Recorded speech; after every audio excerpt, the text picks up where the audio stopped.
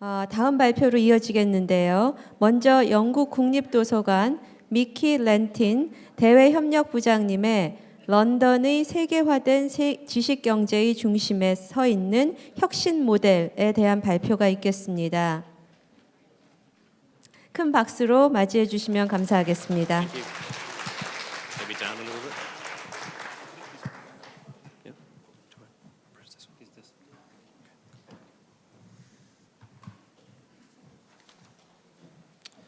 Good afternoon, everybody. Hope you enjoyed your break. My name is Mikirentin, and I'm very lucky to be the head of corporate affairs at the British Library, one of the world's largest libraries. But I'm delighted that you've invited me to Korea this week. I'm delighted to be here, and I want to send congratulations on this really momentous occasion, this momentous day, from everybody at the British Library, including our Chief Executive, Roly Keating, and our Chairman, Baroness Tessa Blackstone. So congratulations, and thank you also for your especially kind hospitality. I've been really, really impressed by that, so thank you very much indeed. The British Library is delighted to have a memorandum of understanding with the National Library of Korea. I think it was signed in 2013, and it covers areas of cooperation for the benefit of both institutions in the worlds of research, but also to help serve the wider communities that both of these great institutions serve, both in their own countries and across the globe as well. Before I start, I thought I would just outline briefly a little bit about the Korean collections that we hold in the British Library. This is a little bit of a treat, maybe. Some of you may not have seen some of this material before. I hope this works. Yes, very good. So, the first item you'll see here, well, the first Korean item to enter into our collections was actually a transcription of the Lord's Prayer into the Korean Hangul script acquired by the British Museum in 1843. And since then, our collections have grown to pretty large size, to approximately 10,000 books, over 500 periodical titles, 200 works, all 200 printed works before 1900, and we have maps and atlases and sound recordings from both South and North Korea. These are concentrated mostly in our South Asian and African Studies department at the British Library, but also within our map library and in our sound archive and in our Western language collections. And here are some highlights of these collections. As you will see here, this is a royal commemorative manuscript dating from 1809, and next to it, the Flower Garland Sutra from 1390, a very old and beautiful document. If we move on, we have a Guide to Confucian Conduct from 1519, and next to it some 19th century beautiful calligraphic paintings and other beautiful manuscripts as well. So I thought that just might be a little treat for you this afternoon to see what we have within our holdings. And some of these items have been digitized as well and are available to see on our website as well. Today I'm delighted that you've given me the opportunity to talk a little bit about the British Library and the development of the Knowledge Quarter and how it developed from a fledgling idea into a fully created and developed innovation cluster, a partnership that the library has led on. I've called this talk the Knowledge Quarter, an innovation model in the centre of London's globalised knowledge economy. But actually, I think the best place to start is to give you all a sense of what happens at the British Library on a day-to-day basis. And with that in mind, I'm going to show you a short film. It's around 2 minutes long. It's a film that we created when we launched our current strategy that is called Living Knowledge. It is a day in the life of the British Library, and the music that is behind it was developed by a DJ in the UK called DJ Yoda. And the music the music track was created using our sound collections. So it's a very interesting idea of how you can use and reuse our collections for the benefit of research and the benefit of enjoyment in the UK. So I hope this will work. Do I need to press anything? No? One more? Thank you.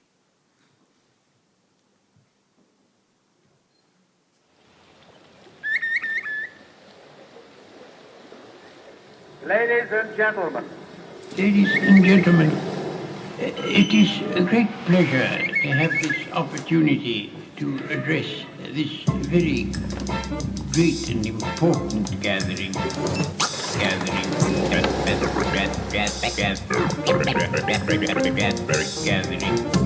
I am glad you are enjoying yourself.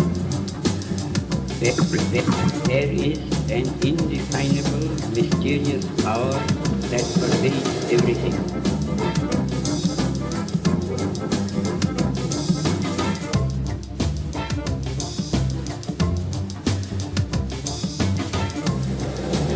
Wonderful discovery in an age of discovery. Set a good deal. Rap my foreign language.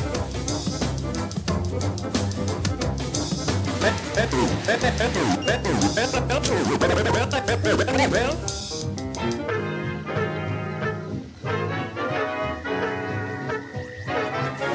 can you hear? What are they going to play? What are they going to play? What are they going to play? Play. What are they going to play? Isn't it marvelous? Isn't it marvelous?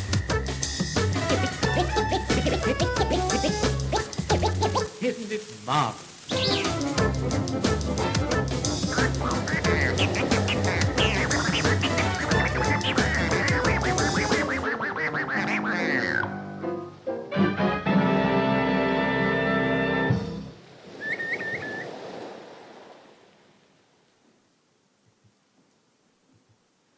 So in January 2015, early this year, the chief executive of the British Library, Rowley Keating, launched our new vision, which takes us to 2023, which is the 50th anniversary of the British Library. And he said, and I quote, "Living knowledge argues that the British Library is a visionary idea whose full potential is only just being realized as we fully enter the digital age.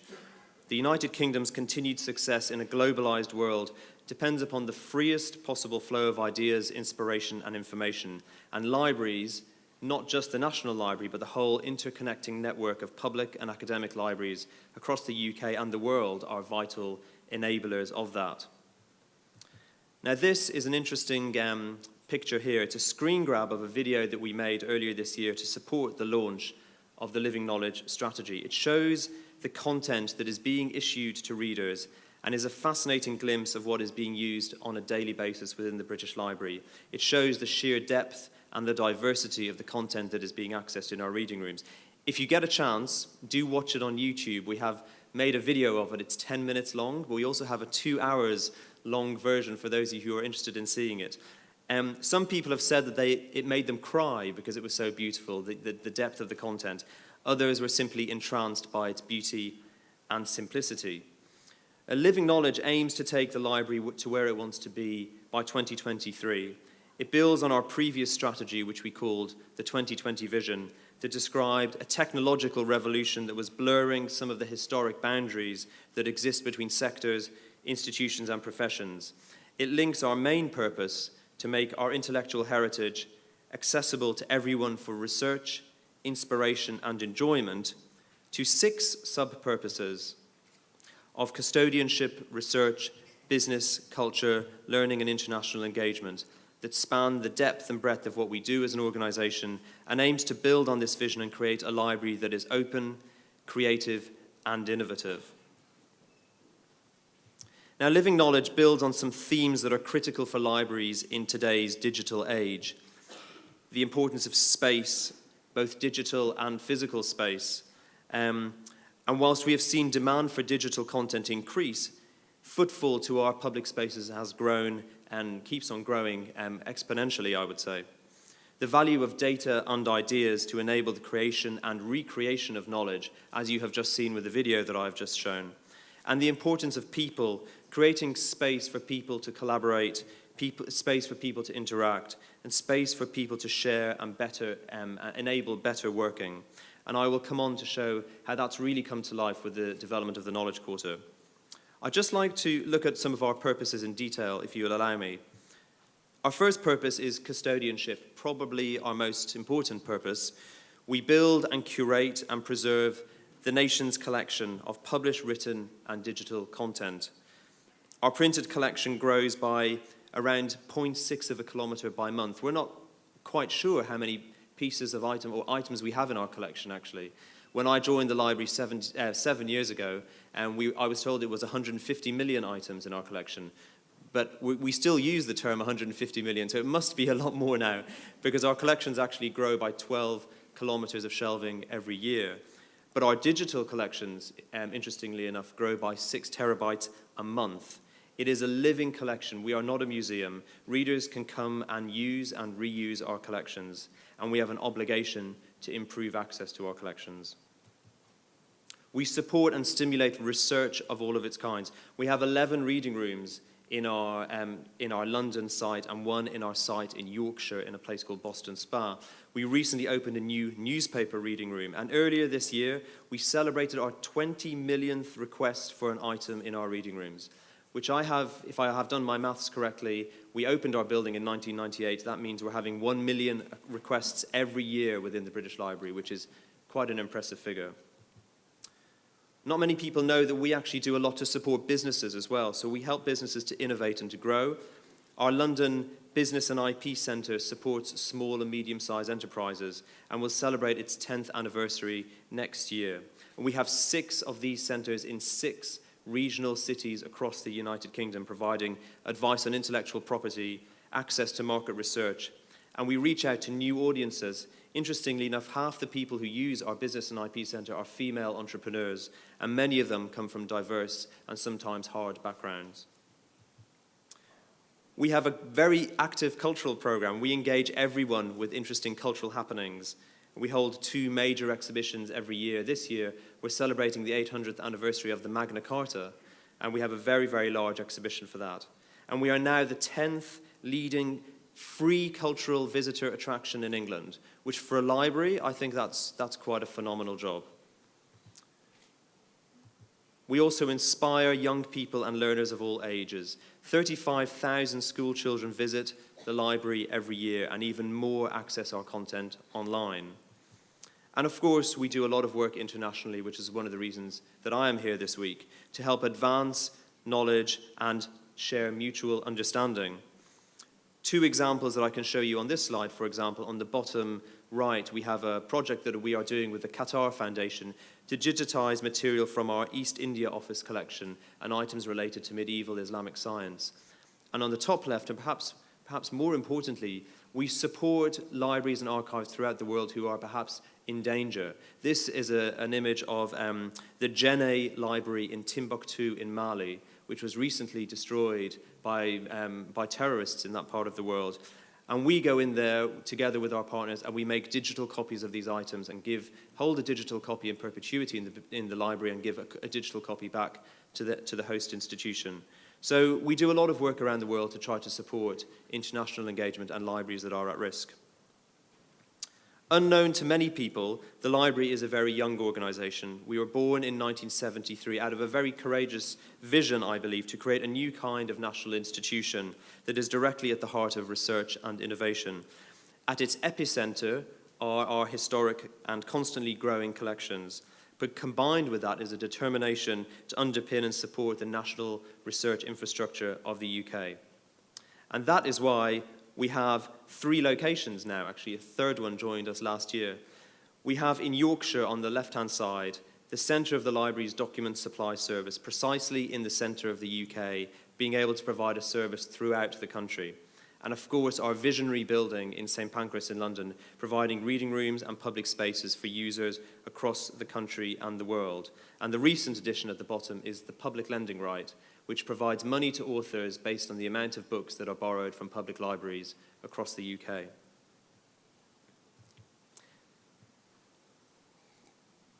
Now, for those of you who haven't been to London, I'm probably sure that most of you have in the room.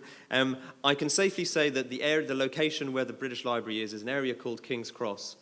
It used to be a very downtrodden area when the library moved there in 1998. It was not a very nice part of town. But since then, the library has really found itself quite literally at the center of one of the greatest and fastest growing concentrations of knowledge, research, and culture probably anywhere in the world. The area has slowly been regenerated around us, so much so that it features big organizations like Google, big academic institutions like the University of the Arts, the Guardian newspaper, the Wellcome Trust, and many others, all on our doorstep. And as our chief executive said, he said, "I think it is fair to say that 30 years ago, when policymakers were announcing that the library was going to be moved out of the British Museum to where it is now, it was seen, to put it politely, as an odd idea. But flash forward to now, and the sheer revolution that is happening here, we no longer feel at the edge of something, we feel that we are central to it. As the area has changed, so did the need to reconfigure the position of the library at the centre of research and knowledge in the area, reconnecting to its old heartland in the British Museum and the academic sector, but at the same time reaching out to new science and research institutions that are opening on its doorstep, and hence the idea of the Knowledge Quarter was born. Now, conversations about the Knowledge Quarter started in early 2012. There is a new major biomedical research institute being built behind the British Library called the Francis Crick Institute, and colleagues from both organisations got together to discuss how links could be established between the nation's leading research library and this new biomedical research institution. Now, the idea of developing a Knowledge Quarter is perhaps not a new one.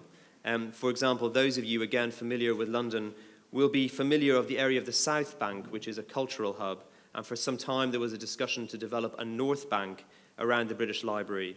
Perhaps that didn't get off the ground, and similarly there has been the proliferation of what we call business improvement districts in the London area. These are supported by the Greater London Authority and backed by local councils. They aim to support local businesses in a specific area by working closely with local authorities on issues such as crime prevention, public realm projects, sustainability initiatives, and access to employment for local people. Once a business improvement district is established, business become members by paying a membership fee based on their taxable business rates. But London has also seen the development of other forms of clusters, such as this one, which is Tech City, or otherwise known as Silicon Roundabout, because it is based around a roundabout called Old Street Roundabout. Established originally as an area where tech startups congregated and worked closely together, Tech City has established itself as a centre for London's technology community, helping to drive long-term investment and employment into the area and becoming a magnet for larger tech businesses. The focus for the Knowledge Quarter, however, is different to business improvement districts and Tech City, insofar as it aims to build on the regeneration of the area, which is rapidly changing from a downtrodden transport interchange to a transformed knowledge hub that spreads from the train station and institutions that make up the area. Instead of lost tourists, the area is now brimming with undergraduates, people from the creative industries, entrepreneurs, academics, scientists, designers, TV executives, and journalists. And the Knowledge Quarter aims to work alongside the institutions that are already there, like the British Library, with new institutions like the Francis Crick Institute that I mentioned earlier on. What Tech City is doing for the internet sector in the UK and business improvement districts are doing for businesses in London, the Knowledge Quarter can do for knowledge seekers and the creative industries. Now, the chief executive of Camden Council, many of you will have heard of Camden Town in London, which is the area where the British Library is, said, "People and ideas are what make Camden such an exciting and dynamic borough. The Knowledge Quarter will enable us to build on thriving connections between our world-class institutions, local businesses and communities." The development of the Knowledge Quarter taps into the current trend of innovation districts and economic clusters that are growing around the world. In fact, there are already two other Knowledge Quarters in the UK, one in Liverpool and one in Burnley. But both of these examples are broader property developments led by main universities in the area. In London, there has been the growth of what we've seen called cultural quarters in London that aim to support local cultural organisations. They include the Museum Mile, for example, but perhaps the best example is this one here, which you'll see, which is called Exhibition Road. Starting as a cultural quarter, bringing together the museums in and around the South Kensington area, such as the Victoria and Albert Museum, the Science Museum and the Natural History Museum, its success was mostly due to the delivery of a large infrastructure project, which is this road here, which, as you'll see, is a shared space road that allows people to walk, people to drive their cars, for buses to go on as well. It's allowed for massive increase in visitors to the area, encouraged by better street design, traffic flows, pedestrian movement, public spaces, and links to local shops. A newly regenerated road has also allowed it to be used for annual music and science festivals. Similar cultural quarters can be found throughout the world in places like Taipei, New York, Berlin, and Bonn. And there are many other examples of international innovation and research clusters that aim to link private and public sectors together for the benefit of the local community. One of the best examples of these is the current concept of EDS and MEDS, mostly found in the United States in places like Washington, Pittsburgh, for example. What they aim to do is to link academic institutions together with pharmaceutical companies to support medical innovation and research. And some research done by the Brookings Institute shows that in 5 cities where these EDS and MEDS are located, they make up at least half of the employers in the area. So they're really driving job creation. And another example is the rise of innovation districts in places like Atlanta and Detroit. These districts are geographic areas where leading-edge anchor institutions and companies cluster and connect with startup businesses. They are physically compact, transit accessible, and technically wired, and offer mixed-use housing and retail space. We are also seeing some very innovative work being done in the Gulf states of Qatar and Dubai. In Doha, for example, academic institutions are coming together in what they've called Education City, which brings together academic institutions from around the world in one bigger campus to help create a critical mass of collaborative research. And a similar example can be seen in Abu Dhabi in their University Knowledge Group. And finally, the science sector is picking up the pace with the development of science parks that bring together companies of various sizes, investors and ideas in one location. In the UK, for example, we have this cluster called Med City, which creates a triangle between London, Oxford and Cambridge, which aims to recreate a region in the southeast of the country that connects life science research with development, manufacturing and commercialization. But what is clearly apparent from this is that the Knowledge Quarter is an example of how anchor institutions like the British Library can really work together with smaller institutions to create partnerships, exchange knowledge, create inward investment and growth. There isn't a similar cluster like this anywhere in the world. And this can provide the Knowledge Quarter with a unique selling point, if properly managed, can help support and advocate for the local area and for London as a centre, a globalised centre for the knowledge economy. Speaking at the British Library on December the 4th of last year, the Chancellor of the Exchequer, still Chancellor of the Exchequer, George Osborne, reflected on the remarkable transformation of the area.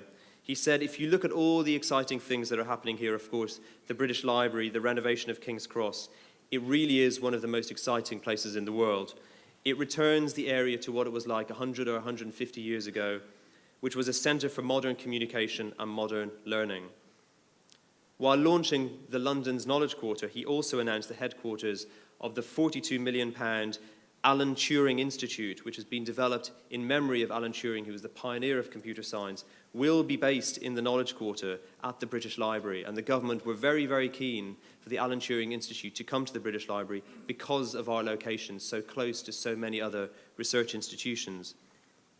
Now, it may seem slightly counterintuitive in the digital age, but to develop a truly national knowledge economy, there is a need for greater investment in the physical spaces and environments that are necessary for innovation to flourish. Radical forms of regeneration are needed, based not only on buildings and infrastructure, but also on innovation, opportunity, and access, so that people everywhere can benefit from what is probably now regarded as the most valuable commodity of the 21st century, and that is knowledge. Within a 1-mile radius of the British Library is a remarkable cluster of organisations spanning research, education, technology, culture, and the arts. Individually, they offer resources for specialists in every field and visitors with every interest, but together they represent a concentration of knowledge and expertise to rival anywhere in the world. Put together, the Knowledge Quarter employs around 30,000 people, has a turnover of over 3 billion, works with 3,500 volunteers, and serves well over 15 million visitors every year. Today, King's Cross is also the gateway to Europe, as well as to the rest of the UK, which means that we can have influence not just locally, but internationally as well. So the mission of the Knowledge Quarter is to encourage openness, innovation, networking, and opportunity to make the facilities, collection, and our expertise understood, available, and used by as many people as possible. Our vision is a world-class knowledge and business hub for the 21st century. And our objectives are very simple. We want to increase the area's profile through advocacy and communications. We want to facilitate knowledge exchange and identify opportunities for openness, collaboration, and efficiencies. We want to increase access to our resources and collections and create opportunities for local communities. And we want to identify and support work that improves our local sustainable environment. At the time of the launch in December 2014, the Knowledge Quarter was made up of 38 organisations. We're now up to 49, and we're waiting to see who the 50th will be. But what is unique about the partners is the sheer diversity of those involved. The range of sectors that they represent is vast and demonstrates the power of the Knowledge Quarter to bring Knowledge Quarter cluster to bring together a mix of sectors together. The Knowledge Quarter has been running for nearly a year. We have now started to plan where we would like to be in a year's time and what projects we would like to achieve. I think if we take the 4 objectives, each one by one, from an advocacy and communications perspective, we want local and national politicians and stakeholders to fully recognise the area as a knowledge quarter and not so much as a transport interchange anymore. From a knowledge exchange perspective, we want our visitors and the wider community of visitors and users to knowledge quarter institutions to benefit from an approach of openness, an approach of collaboration and knowledge exchange. And we want local community residents to be touched in some way by the Knowledge Quarter so they feel that they are involved. And we want local and national policymakers to understand the critical role that we play in helping to influence the area in which we work, in which we collaborate, through environmental and local sustainability projects. And these objectives will be delivered by a variety of flagship projects that will help to raise our profile to our key audiences. Now, I want to come back to this slide because I mentioned it earlier on, and I said that the British Library in its Living Knowledge vision identified these 3 areas as the role of the library in the digital age: the importance of space, digital and physical, the importance of people, and the value of data and ideas. And I think that the Knowledge Quarter tries to bring all of these 3 areas together. The Vice President of Google UK, a guy called Matt Britton, said, "Bringing people together with different ideas and knowledge is really helpful to us, so being part of that is exciting to all of our teams." But it was also intended that the British Library would in some way benefit from the creation of the Knowledge Quarter. Put simply, the partnership has managed to reposition the British Library at the heart of the knowledge sector, and together with our partners, we have started to break down some of the barriers that exist with the local community and importantly, across some of the areas that cover some of the transport areas that cover the sector. Overall reaction to the Knowledge Quarter has been incredibly positive, as you can see by this selection of tweets. And we are now seeing and hearing the continued use of the word Knowledge Quarter when describing the area in speeches by local and national politicians, in the media, when they talk about the area. As the British Library's Living Knowledge vision outlines, we are all faced by some significant challenges in the area, such as data in all its forms, the idea of openness, the importance of creativity and culture as contributors to economic growth, and the value and importance of public spaces. The Knowledge Quarter is one way that the British Library is meeting these challenges, by identifying a physical location where institutions can collaborate, share, exchange, and create in an open and innovative environment. The hope is that the partnership will become a hub that will use the resources, collections, and expertise of its organisations for the benefit of everyone. But I think it's much better for you to hear from the people who are involved in the Knowledge Quarter and not from me. So I have another short video for you to watch. And this is a little bit interviews with people who actually work in the area to tell you what they think about the concept.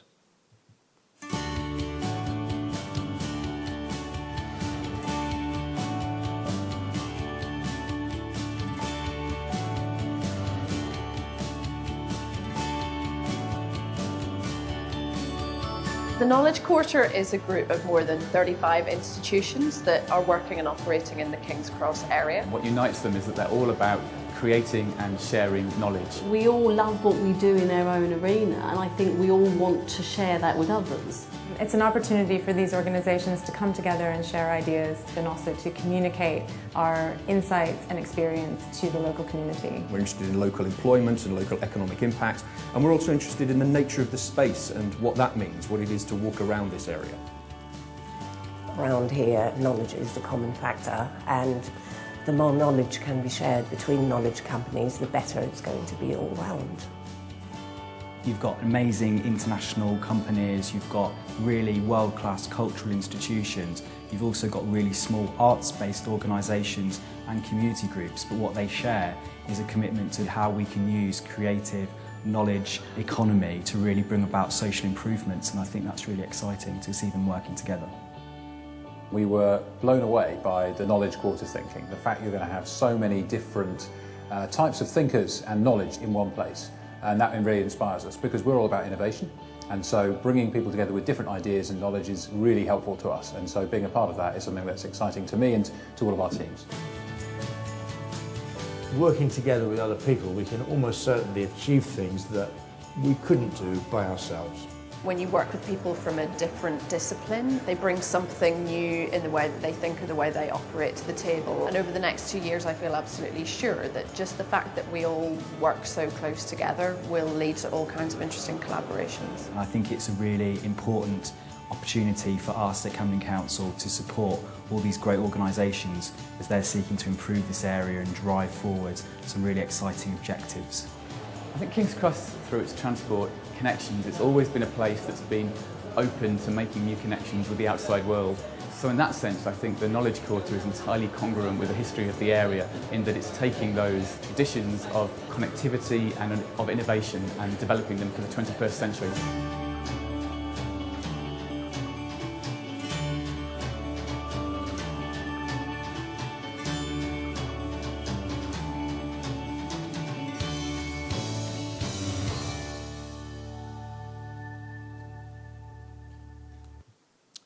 Thank you very much.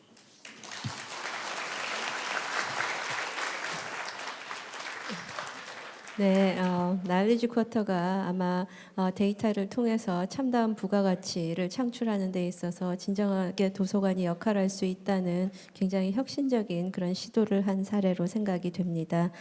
저자가 말한 것처럼 날리지 쿼터가 앞으로 더 발전할 수 있기를, 그래서 도서관에 많은 인사이트를 주기 바랍니다. 미키렌튼 대외협력부장님 발표 감사드립니다.